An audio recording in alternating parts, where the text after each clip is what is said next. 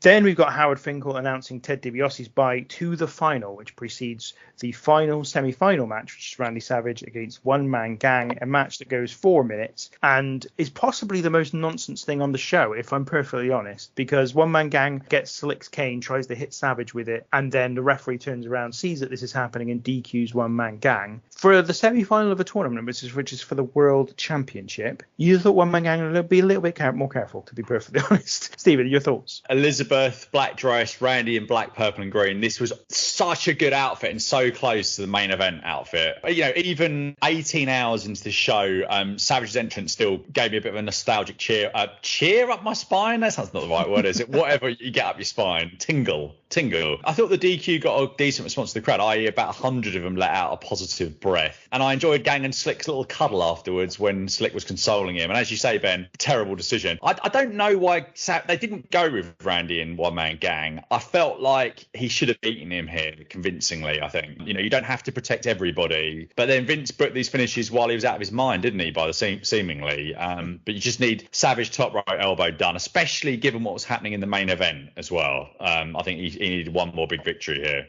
The only thing I will forgive them for, again, and it goes back to that thing about everybody's being protected, is that because everybody's being protected, to beat 4 other recognized superstars in one night is actually a really big deal at this point. Yeah. I think now it would, if they won these matches in the same way, but like, well, that's not very impressive. But actually at the time, I think this probably still would have been considered quite impressive because it just didn't really happen. That is the key thing for the whole show.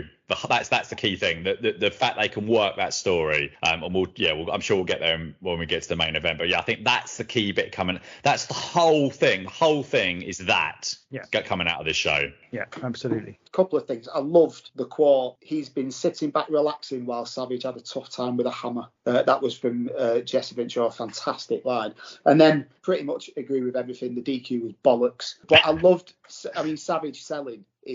Obviously it's always been fantastic, but it's weird because he's selling the fact that he's knackered, and he's knackered because he's already had 2 matches, and then that obviously goes on into the final as well, and it's really weird, it's really bizarre how he does it. It's fantastic. You know, you can sell an injury, but he's selling the fact that he's knackered because he's been fighting. He's already fought twice, he's fighting now, and he's got another one to fight. Brilliant selling.